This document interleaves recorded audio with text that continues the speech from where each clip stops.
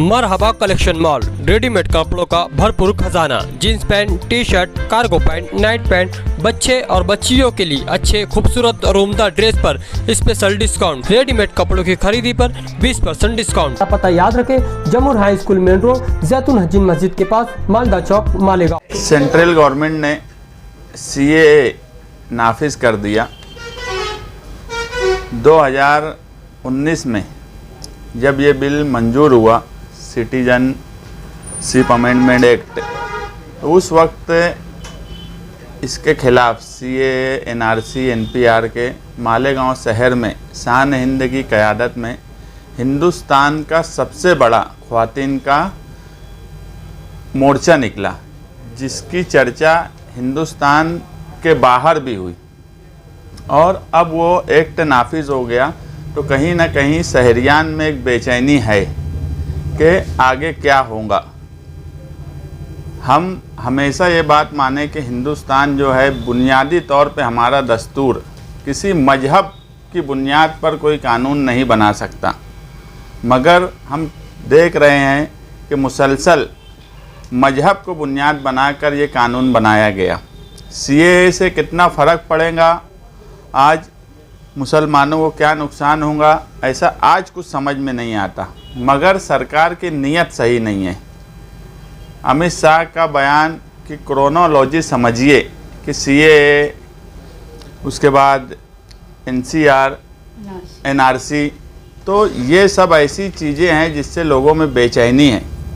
मालेगांव शहर के आउटर के मिनिस्टर दादा भुसे साहब, जो एक दस्तूरी ओहदे पर फायज़ हैं, उनके लड़के का CAA को लेकर वो अगर उसका इस्तकबाल करते हैं तो कोई बुरी बात नहीं। नज़रिए के हिसाब से हर आदमी को ये हक है कि वो किसी चीज़ पर उसका इस्तकबाल करे, उस कानून का।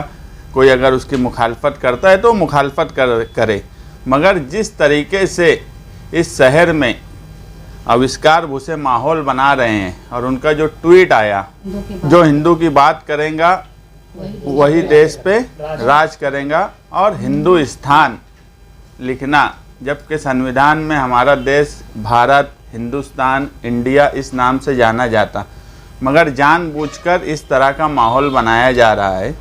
इस पर जो है दादा भुसे साहब, जो एक दस्तूरी ओहदे पर हैं, हमारे शहर के MLA जो दस्तूरी ओहदे पर हैं, जिनका बड़ा अच्छा याराना है दादा भुसे साहब से, बड़े फ़ोटो लगाने का शौक़ है, उनके साथ उठने बैठने का शौक़ है, दादा भुसे के साथ बैठते हैं तो बड़ा फ़ख्र महसूस करते हैं, जबकि बुनियादी तौर पर वो एक फ़िरका परस्त लीडर है जिन्होंने इस शहर के लिए कभी कुछ नहीं किया। हम उस कानून के ताल्लुक़ से मालूमात ले रहे हैं।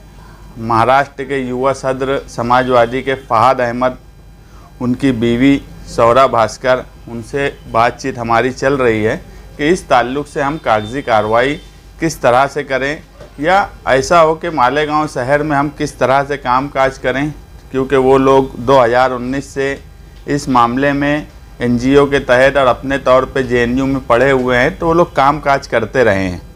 तो वो लोग कहीं ना कहीं मदद करने की बात कर रहे हैं, कुछ NGO से भी हमारी बात कराने की बात की जा रही है। लेकिन ये कानून जो है, हम इसकी मुखालफत, ये इसमें कितना नुकसान होगा, कितना फ़ायदा होगा, इससे हटकर जिस तरह से कानून बनाया गया कि बांग्लादेश, अफ़गानिस्तान, पाकिस्तान, यहाँ पर जो माइनॉरिटीज़ हैं, उन पर जो जुल्म हो रहा है, उनको हिंदुस्तान में जगह दी जाए। अगर हिंदुस्तान इसी तरीके से सोचे तो एक मजहब को क्यों किनारे किया जा रहा है, जानबूझ के हिंदू मुसलमान की लाइन खींची जा रही है इलेक्शन को सामने रखते हुए, जबकि हमारे ही पड़ोस में श्रीलंका है, भूटान है, म्यांमार है, जहाँ पर मुसलमान माइनॉरिटी में है और मुसलसल जुल्म होता है उनके ऊपर, ये पूरी दुनिया को पता है।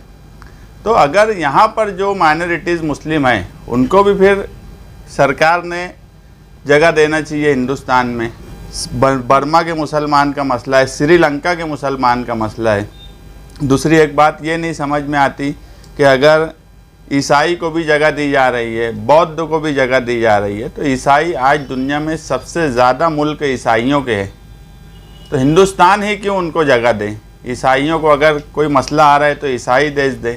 हमारे आसपास बौद्ध मज़हब के मानने वाले बड़े देश हैं, चीन है, बर्मा है, श्रीलंका है, ये सब लोग उनको जगह दे सकते। हम तो ये बात मानते हैं कि हिंदुस्तान में किसी को भी जगह नहीं देना चाहिए। हिंदुस्तान की खुद आबादी इतनी हो चुकी है कि हर वक्त फ़िरका परस्त लीडर एक तरफ ये बोलते हैं कि मुल्क को जो है अवामी यानी इतनी ज़्यादा आबादी हो रही है कि यानी आबादी का ब्लास्ट हो जाएगा, इस तरह का भी बयान देते हैं। उसके बाद दूसरे मुल्क के लोगों को लेना, ये कहीं ना कहीं हिंदुस्तान में रहने वाले तमाम ही मज़हब के लोगों के साथ नाइंसाफ़ी है। इस तरह का कानून बनाने का सिर्फ एक ही मकसद है कि किस तरह से मुसलमानों को तकलीफ़ दी जाए, किस तरह से उन्हें तंग किया जाए। इसी मकसद के तहत ये कानून बनाया गया है। हम आज पूरे हिंदुस्तान की बात तो नहीं करेंगे, मगर मालेगांव शहरियान बेफिक्र रहें। इस ताल्लुक़ से कोई भी अगर हमको एहतजाज करना पड़ा तो हम जो ऊपरी सतह पर बातचीत कर रहे हैं तो 2-3 रोज़ में उसका ऐलान करेंगे। कागज़ी तौर पर हमको काम करने की ज़रूरत पड़ेगी तो वो हम काम करेंगे।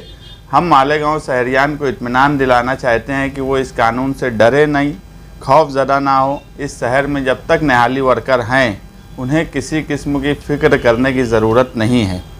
इसीलिए आज प्रेस वालों को बुलाया गया था।